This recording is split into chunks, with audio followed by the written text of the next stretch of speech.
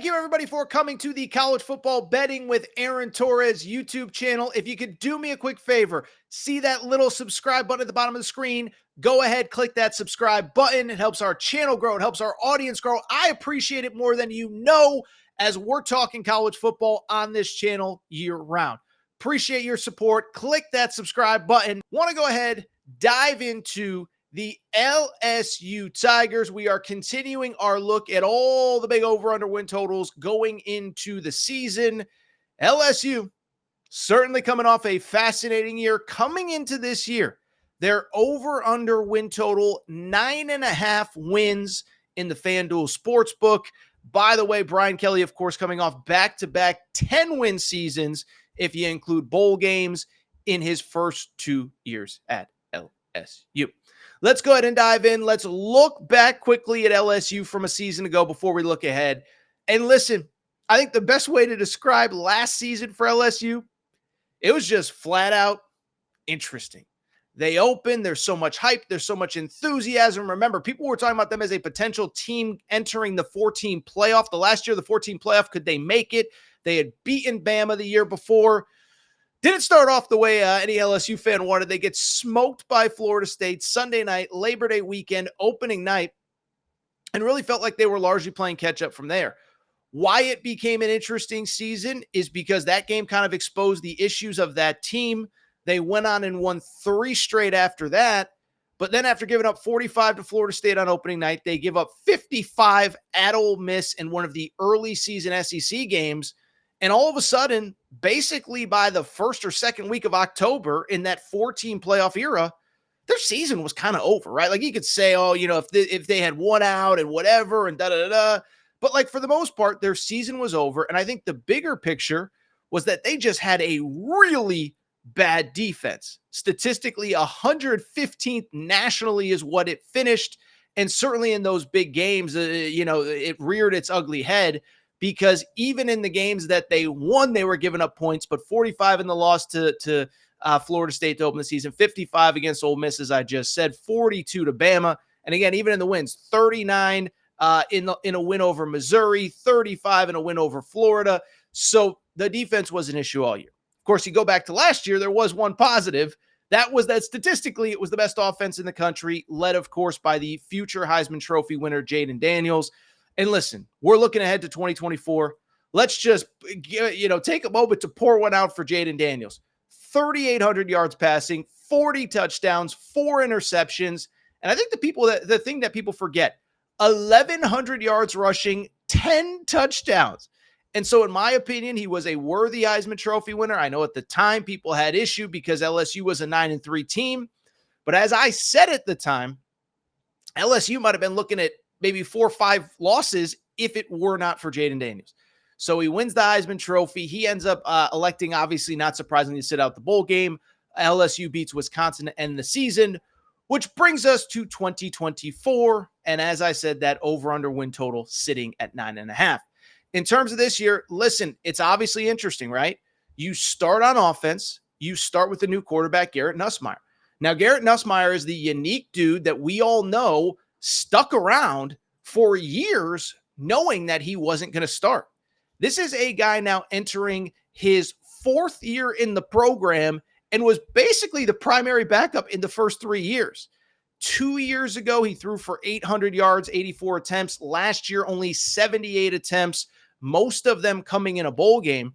So if you like LSU, you believe that Garrett Nussmeier was basically a starting caliber quarterback a year ago, masquerading as a backup. And I think that's a fair argument. I think if Garrett Nussmeier had transferred a year ago, there would have been a lot of places where he could have played right away and had success right away. So Garrett Nussmeier takes over for Jayden Daniels. The wide receiver room should still be good despite losing 2 first-rounders. Obviously, Malik Neighbors, top 10 pick to the New York Giants. Brian Thomas goes in the first round as well. But this speaks to how good LSU football is at developing wide receivers because Kyron Lacy's back, and I think he's going to be about as good as anybody in the country at that position. Last year, 30 catches, 7 touchdowns, almost 600 yards receiving. That was as the number 3 wide receiver on that explosive LSU offense. also back. Chris Hilton was good. Aaron Anderson, I think, could be a breakout guy, not just because he has an awesome first name. And then also, of course, on top of that, Mason Taylor at tight end. Should mention the wide receiver position as well. CJ Daniels transferring in from Liberty after a 1,000-yard receiving season. Now, where it gets interesting with LSU offensively, I expect them to run the ball, and here is why. It is because they have arguably the best offensive line in all of college football. Okay, for those of you who have started perusing early 2025 NFL mock drafts, you've probably noticed something. Will Campbell, left tackle, is the projected first offensive tackle off the board in 2025. The right tackle, it is also worth noting on top of that, Emory Jones, of course, is projected as a first rounder as well. So you're looking at a situation where you have two projected first round picks at the offensive tackle position. And I think LSU is going to be more balanced. Listen, I'm not criticizing last year. You had a Heisman Trophy winning quarterback, two first round wide receivers, but I think they'll be much more effective running the ball. Now, defensively is where it gets really interesting if you're an LSU fan, because let's call a spade a spade. It was awful last year. The statistics back it up, and basically watching confirmed it as well. 105th nationally in rushing yards allowed. On top of that, or total yards, 115th ranked pass defense. And they gave up, like I said, just a lot of points in those losses to the marquee opponents on their schedule. Here's the scary part, though. On top of not having a very good defense, now, before we get into this year, I should mention, obviously, there has been a change at coordinator, Blake Baker, coming from Missouri.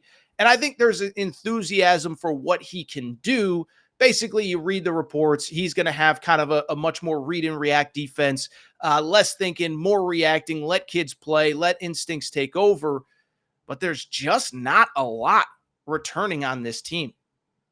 Find it interesting. We all remember back in May, Brian Kelly got kind of criticized, got kind of crushed, if we're being honest, because they missed out on a few defensive linemen. He said, we're not in the business of buying players, whether you agreed, whether you disagreed. What was clear is LSU came into the offseason with a deficiency on the defensive line. It did not get addressed, and this is going to be a weak spot. A couple nice pieces coming back. Braden Swinson, 6.5 TFLs. Savion Jones, 3.5 TFLs. Dominic McKinley was a 5-star from the state of Louisiana, was committed to A&M, flipped when Jimbo Fisher left. But it doesn't change the fact that, in a league that is known for its defensive lines, they don't have much experience, they don't have much depth, and they don't have much returning production. Linebacker room a little bit better with some of the guys they got back, of course, headlined by Harold Perkins. It'll be interesting to see what happens with Harold Perkins. Obviously, last year, statistically had a pretty decent season, but I think everybody agrees you probably didn't get the most out of him after that dominant freshman year. 75 tackles, 13 TFLs, 5.5 sacks. Brian Kelly just said we thought he needed to put on more weight to play the way that we wanted to play him. So we'll see if anything changes there. Greg Penn back after leading the team with 89 tackles, Whit Weeks as well. And I think what's interesting is the secondary. They basically returned everybody. But as I said, the 115th ranked pass defense in all of college football, certainly it's a positive when you return guys, but it's a negative when they were statistically one of the worst units and position groups at the Power 5 level in the sport. So that's the rundown of the team. The schedule now. Let's talk schedule because it's very interesting. Now, first off, LSU does open with USC, Vegas, neutral field. I've said this on the Aaron Torres pod. I've said it on every radio interview that I've done this summer.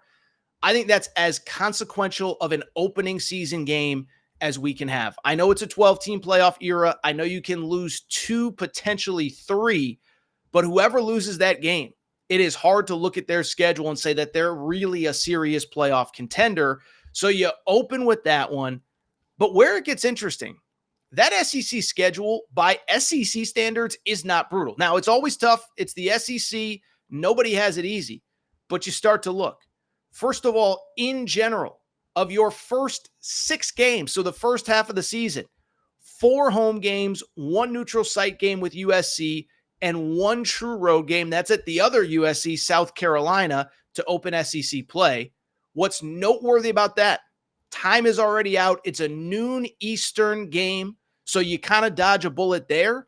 And listen, win or lose against USC, and I do think USC is going to be a little bit better than people think, pretty manageable through the first 5. The problem is it gets much tougher after number 6. You do play Ole Miss at home in the 6th game of the season, and then the back half of the schedule is kind of interesting. You have the traditional game against Alabama at home. You have it back-to-back road games at Arkansas, at A&M. It's worth noting, those sound like they should be cakewalks, but you struggled to put away a bad Arkansas team 2 years ago. Against A&M, you've lost the last 3 times that you've gone to College Station, which I don't know how many people realize that. And you have Oklahoma, as I said, and at Florida. So it's interesting because you look at the schedule, and I think you can look at it from one of 2 perspectives. From an SEC perspective, I think it's kind of an easy schedule, right? There is no Georgia. There is no Texas. There is no Missouri. There is no Tennessee. Auburn has been a historic rival and a place that you've struggled to win previously. You don't have to worry about playing them. And so I only bring it up because by some measures, it's a manageable schedule. On top of that, also worth noting, Ole Miss at home, Alabama at home, Oklahoma at home, probably the 3 toughest SEC games at home, and then even the SEC road games at Florida, at Arkansas, at South Carolina. Those are teams that were picked to finish 12th, 13th, and 14th out of a 16-team SEC. So again, the schedule is pretty advantageous. But at the end of the day, when I look at this team, listen, the over-under win total is 9.5. I got to go under, and this is actually one of my best bets of the offseason, okay? Listen, it's not anti-Brian Kelly. I love Brian Kelly. I've said it a million times. I have been following Brian Kelly's career. He was at Cincinnati as the head coach when I was at UConn as a student and young alum, okay? And to see what he did with that program, I've been following him since, followed him through the Notre Dame years. I have, always liked him. But when I look at this roster, I just see a lot of holes and a lot of questions. And I think when you have as many questions as LSU, you end up just losing games. Because I think you look at the schedule, you could talk yourselves into 10 wins. Alabama at home, Oklahoma at home, Ole Miss at home. Okay, I get it. USC, weird year. No Caleb Williams. Okay. But at the same time, when I look at LSU, this is what kind of concerns me about this team. Defense was historically bad. Even if it's a little bit better, that's a middle-of-the-pack team nationally on the defensive side of the football.